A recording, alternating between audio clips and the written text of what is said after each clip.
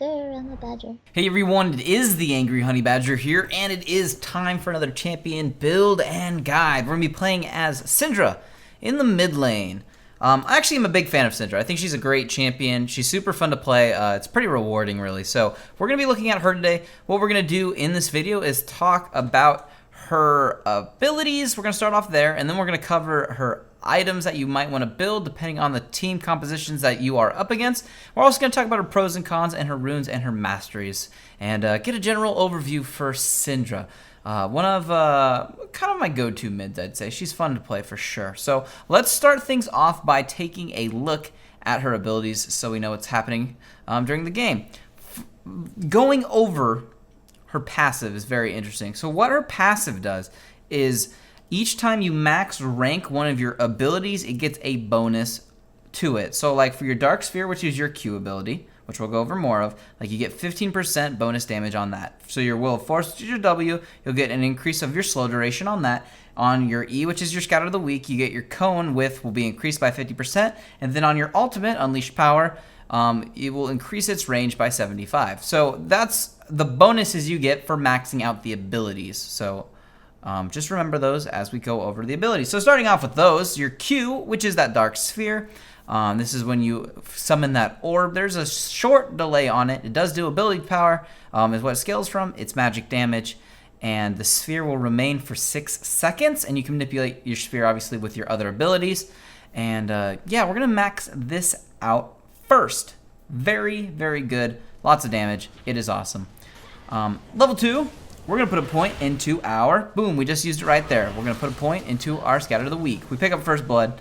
That was fun. First Blood, yay. But at level 2, you put a point into Scatter of the Weak. This is also going to scale from ability power. Everything does on her kit, and it all is magic damage. This is that cone which pushes people away. If you use it with the Dark Sphere and you hit them with it, then it will stun them for 1.5 seconds. If you don't hit them with the thing, it'll just knock them back away from you. And that's still good for getting people just off your face if you don't want to stun them, but try to line that stun up. The stun's great. It's pretty long range too. It'll send that Dark Sphere out pretty far, so really, really, really good to team those up and get long range stuns down, and it'll secure you lots of kills, or just a lot more harass on the enemy. At level 3, well, there's another stun. We'll watch this. There, we start with a stun, then we used our Will of Force, and we used another orb, and then we used the ultimate. We did 2 orbs down, because the more orbs on the ground, the more are used in your ultimate. We'll go over that too. He's really low though, so I'm just gonna flash, use Q, get the kill. And then Moo was actually around. I probably could have got away anyways. But yeah, we just went back in, decided to pick him up. He shouldn't have stuck around. He was 1 hit from dead. He was almost a standard attack from dead, so not too smart. But at level 3, you put a point into Force of Will, because it's awesome. Force of Will, you can grab a sphere or a minion or a neutral monster, and on second cast, you will throw it towards anywhere you really want to. If it hits enemies, it will slow them and deal damage to them, and they will be slowed for a percentage for 1.5 seconds. So yeah, once you max this rank out, the slow will increase to 2 seconds, and it has better slowagisms. That was great English. And yeah, we're going to max that out last. And then is your ultimate at level 6. That's your Unleashed Power. This is when you summon your spheres, dealing damage to the enemy. The spell will cause 3 spheres floating around Syndra to become active, dealing a minimum amount of damage. So it will go up. It also has more info to it too if you want to read into it. But it's great. So what we try to do when we get into a fight, just general word of mouth, you know, we Q, and then the rest becomes up to you, really. No, but what you want to do is you want to Q, and then you want to slow or stun, and then you want to Q, ulti, and then Q after it. So, I mean, it's like, what does everybody do? Do they do QW, or do they do QEW? I don't even know without being in game and doing it. Anyways, put Qs in between all your things. Get 2 Qs up before you ult, and then hit them with a Q after they're done. After you're done ulting, in case they didn't die. Basically, that's the way it makes sense. That's the easiest way to explain it. So those are your abilities. Hopefully that wasn't too confusing. Anyways, we're gonna move on to the build now. So against all your typical mid AP laners, you're gonna want to build in Athene's Unholy Grail as your first item. We did that obviously by starting off and picking up the Chalice of Harmony. Very, very important. This item's gonna help us obviously with ability power, cooldown reduction, and a little bit of magic resist. Very helpful. We're just going to do a quick little engage there. Pick up the kill, flash, alt, fun. But yeah. So you really want to pick that up first. Now, if you're going up against an AD laner like a Yasuo or a Zed, you don't need the magic resist. It's not important at all, really.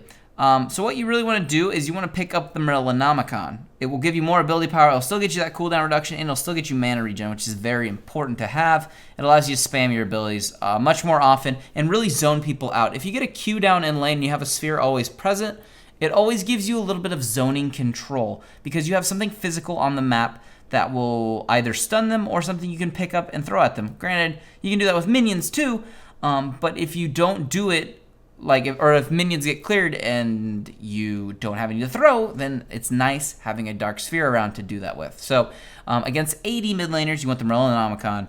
If you're going up against an AP mid laner, you want to pick up the Athene's Unholy Grail for your first item. After that, we roam bottom and we kill people. So here we're just going to cut them off. We're going to line up the stun on Ezreal, get a kill. We just picked it up and did a quick force of will, just threw it back down at him. And yeah, it's really what's going to happen. We're obviously going to stay down here, more kills or fights are going to happen, so we'll keep talking.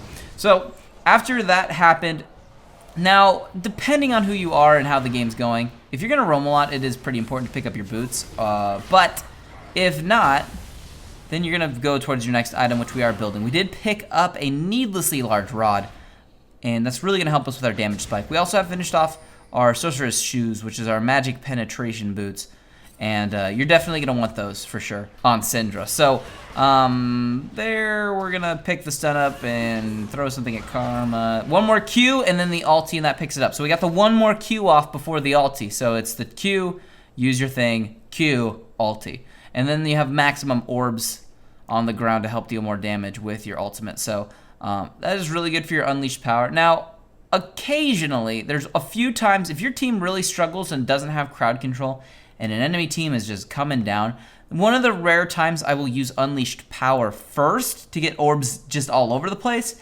and then I will use my Scatter the Weak to then try to stun the whole enemy team because there's way more orbs out. Obviously, it helps if your Scatter the Weak is maxed out so you have a larger cone width.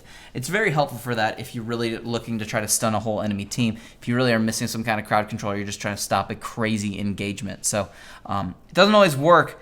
It can work though, and stunning a whole enemy team with max duration stun on that, pretty helpful. It's actually a lot of crowd control, but obviously you sacrifice kind of singling out a target, which is what Syndra really does well, annihilating an individual target. She does lay down other good CC as well, but that's the main thing. So we have our boots, we have the Athenes, we also have finished off the Rabbit and the Deathcap. Now I know some people right now might be asking, well, what about the DFG, the Deathfire Grasp? I do agree that Deathfire Grasp can be an okay item on Syndra. There's a few problems with it though, as an item on her. Most of which is late game wise, or even mid to late game wise. It doesn't really work outside of the laning phase. It's really hard in a team fight scenario to really want to get yourself up in there. She doesn't have short range, but you will put yourself into a situation, pentakill, where you don't want to be that close to people to use DFG. It's kind of a greedier style. It works really well in the lane, obviously, but overall, it's not as consistent, I would say. So we went to the Deathcap.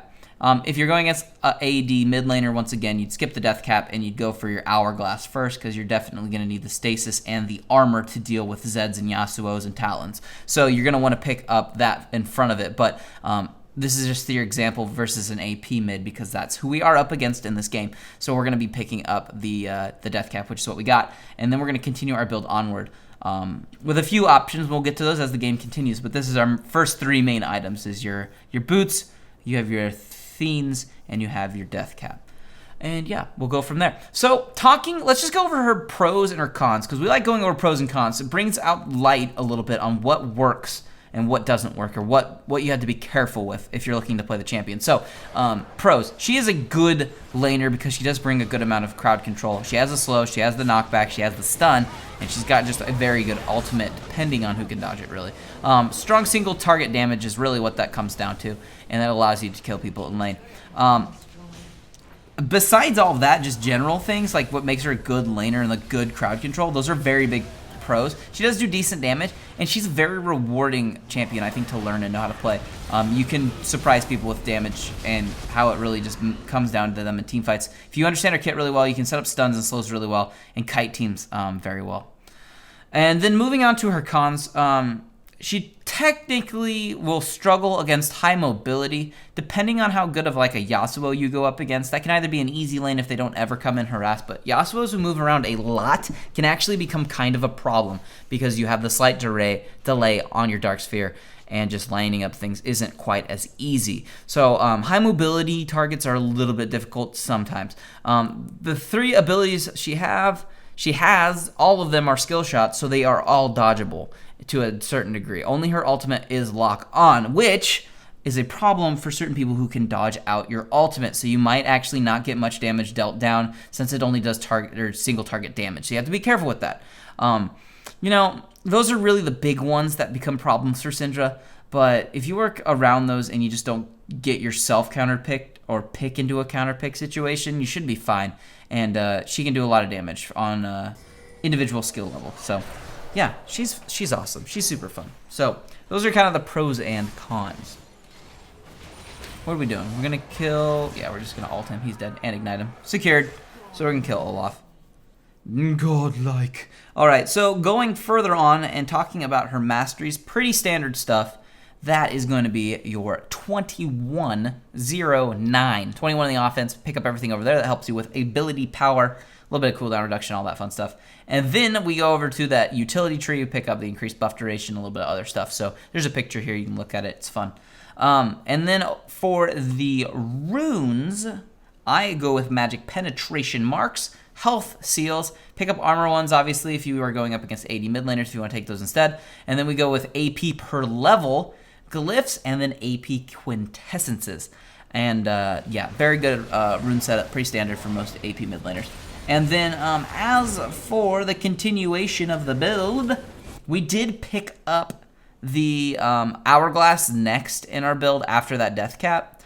You can either get that or the Void Staff next. It really comes down to personal preference. I like the Stasis.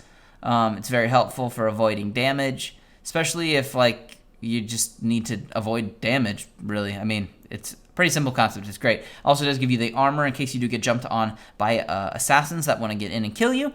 And the ability power is great, really. I mean, it's got a lot of ability power. So Hourglass is fantastic. Then we also pick up a Void Staff. That's just really going to cut through anybody's magic penetration at all they have, whether it's in the runes or whether it's in their build.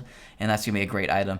It's very, very helpful. Now, as for a final item, that becomes very situational. This game, it's a bit late to start stacking a Soul Stealer, but we have plenty of damage. We're obviously not having problems killing people. So we decided to go with the Soul Stealer. We'll start stacking that up. Soul Stealer's really greedy late. The other really good option against just any team in general would be a Banshee's Veil. You do already have armor from your Hourglass. And Banshee's Veil is really going to help you avoid a big target, single target damage threat coming in. So the Banshee's Veil is a very, very good option. If you're going up against another AD heavy team though, and you're going up against, let's say their whole team's an AD comp, just pick up a Guardian Angel. The ability to come back to life will be very helpful. Plus, you're going to get more armor, and you'll get magic resist out of the deal for that item too, instead of just the magic resist from the Banshee's Veil. So this is mostly Syndra. Those are kind of some of the key points. You will become very, very good. She's a strong pick in professional play because it's a skill-based pick mostly. So as long as you play it well, the sky's the limit kind of on her. She brings a lot of crowd control down, and she can really do a good job in lane. Basically, one thing I would really recommend doing if you're really looking to get good with her, work on landing the long-range stuns. They set up lots and lots and lots of kills. They team up really well, too, with like a Thresh if you have them on your team. And that's just great. So that's going to be game. We're going to round it out. If you have any questions, let me know in the comments down below. The full build is in the description in case you want to look it over or write it down. But other than that, I'll just see all of you guys in the next build video. Today we will be playing as Gnar in the top lane, and we're up against Nasus. Should be fun. So what we're going to do in this build video is talk about his abilities, his runes, his items, his masteries, and his pros and cons.